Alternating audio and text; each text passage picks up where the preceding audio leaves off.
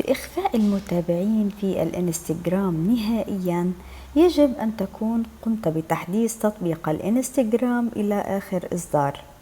ولكن قبل أن نبدأ بالخطوات، يجب أن يكون حسابك شخصي وليس تجاري حتى تتمكن من تطبيق الخطوات التي سوف نذكرها لكم بنجاح.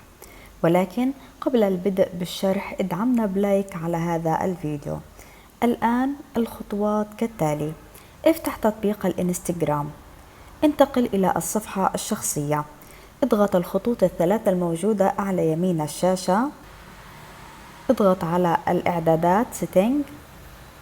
الآن انتقل إلى الأسفل قليلا واضغط على خيار Account Privacy أي خصوصية الحساب.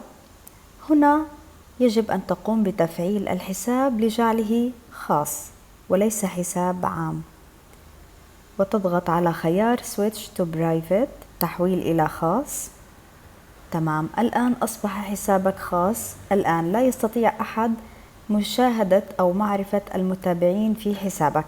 لنتأكد من ذلك وننتقل إلى حساب آخر ونقوم بالبحث عن هذا الحساب لنتأكد من أنه تم إخفاء المتابعين. تمام، انتقلنا إلى حساب آخر نقوم بالبحث. الآن يظهر أمامي أن هذا الحساب هو خاص كما يظهر أمامك هنا. الآن لا نستطيع أن نتعرف على المتابعين في هذا الحساب الخاص كما يظهر أمامك.